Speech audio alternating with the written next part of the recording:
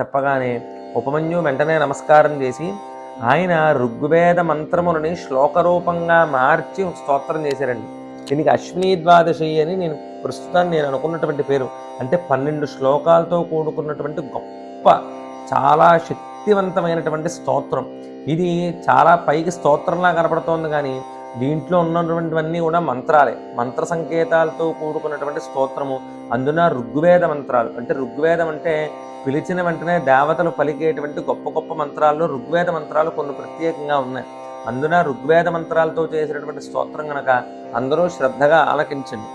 ప్రపూర్వగౌ పూర్వజౌ చిత్రభాను గిరావాశంసామి తపసాహ్యనంతౌ దివ్యౌ సుపర్ణౌ బిరజౌ విమానో అధిక్షిపంతో భువనాని విశ్వ హిరణ్మజౌ శకుని సాంపరాజో నాసత్యదస్రో సునసౌ వైజయంతౌ శుక్లం భజంతో తరసా సువేమో అధివ్యజంతావసితం వివస్వతః క్రస్తాం సుపర్ణస్య బలేన వర్తికాం అముంచతాం అశ్వినౌ సౌభగాయ తావత్ సువృత్తా వనమంతమాజిదా వసత్తమాగా అరుణా ఉదావహన్ షష్టిష్టగావస్త్రిశశాష్టధేనవః ఏకం వత్సం సుపతేతం దుహంతి నానాగోష్ఠా విహిత ఏకదోహనాః తా విష్ణునౌ దుహతో ఘర్మముక్తియం ఏకాం నాభిం సప్తశతా అరాశ్రితాః ప్రదిష్వన్యా వింశతిరర్పితా అరాః అనేమి చక్రం పరివర్తతే జరం మాజాశ్వినౌ సమనక్తిదర్శని ఏకం చక్రం వర్తతే ద్వాదశారం షణ్ణాభిమేకాక్షమృతస్య ధారణం యస్మిన్ దేవా అధివిశ్వే విషక్తాస్తా విశ్వినౌ ముంచతాం మా విషీదతం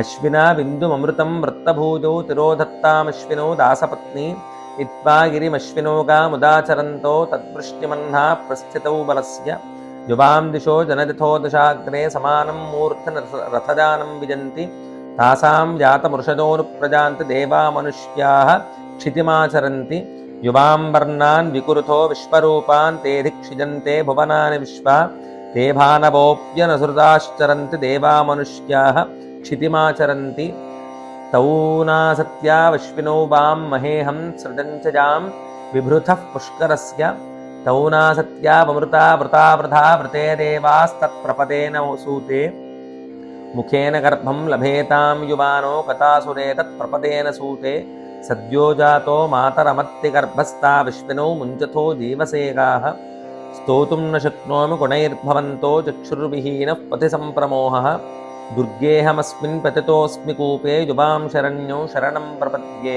ఇదండి స్తోత్రం. ఇది ఎందుకని నేను ప్రత్యేకంగా చెప్పడానికి కారణం అంటే ఇది విన్నంత మాత్రం చేత గొప్ప ఫలితం కలుగుతుంది అని చెప్పారు. తర్వాత అశ్వినీ దేవతనే ప్రత్యేకంగా చెప్తారు. ఈ రీతిగా ఉపమన్యు స్తోత్రం చేయగానే అశ్వినీ కుమారులిద్దరూ వచ్చి ఉపమన్యువుకి ఒక ప్రసాదం ఇచ్చి ఇది తీసుకోవయ్యా అంటే ఆయన అన్నట్ట, మా గురువు గారికి ఇవ్వకుండా నేను పుచ్చుకోనంటే ఒకనొక సమయంలో మీ గురువు గారికి ఇలాగే ఇస్తే ఆయన వాడు గురువు గారికి ఇవ్వలేదయ్యా, తినేసాడు, పర్వాలేదు నువ్వు కూడా తీసుకో అని చెప్పారట.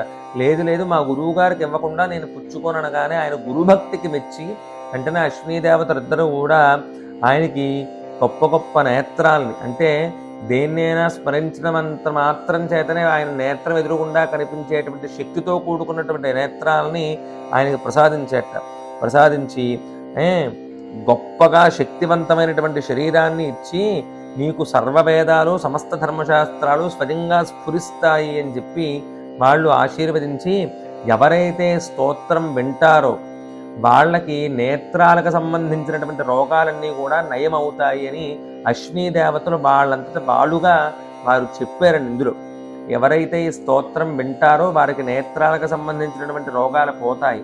అలాగే ఎవరైతే స్తోత్రాన్ని చదువుతారో వారికి ఇకపై వంశంలో ఎప్పుడూ కూడా నేత్ర రోగాలతో ఉండేటువంటి సంతానం కలగదు అని చెప్పి సుస్పష్టంగా చెప్పారు. అటువంటి గొప్ప స్తోత్రం ఇవాళ మహాభారతంలో మొట్టమొదటిది గురుభక్తితో కూడుకున్నటువంటి గురు పౌర్ణమి నాడు మనము వేదవ్యాసుని ప్రీతిగా చెప్పుకుంటున్నటువంటి వ్యాస పౌర్ణమి నాడు వ్యాసుడికి ప్రీతిగా చెప్పుకున్నటువంటి మహాభారతంలో మొట్టమొదటి స్తోత్రం గురుభక్తితో కూడుకున్నటువంటి గొప్ప అశ్వినీ దేవతల యొక్క స్తోత్రము. ఇది చక్షు సంబంధమైనటువంటి ఋగ్వేద మంత్రాలను శ్లోక రూపంగా చెప్పినటువంటి గొప్ప స్తోత్రము. అందరూ కూడా విని తరించాలని అనుకుంటూ అందరికీ చివరగా ఒక మాట, ఎవరికైనా ఈ స్తోత్రం కావాలి అంటే వారు ఒక్కసారి కమెంట్లో తెలియజేస్తే కనుక వెంటనే నేను నా వాట్సాప్ ఛానల్ లింక్ని నేను ఇందులో పోస్ట్ చేస్తాను. ఆ వాట్సాప్ ఛానల్ లింక్ని క్లిక్ చేస్తే మీకు సులువుగా వాట్సాప్ ఛానల్ ఫాలో అవడానికి ఉంటుంది. అందులో నేను ఈ స్తోత్రానికి సంబంధించినటువంటి శ్లోకాలన్నీ కూడా నేను అందులో పెట్టడం జరుగుతుంది. తప్పకుండా మీరు అందులో నుంచి డౌన్లోడ్ చేసుకుని చదువుకోగలరు. సర్వం శ్రీకృష్ణ చరణారవిందార్పణమస్తు.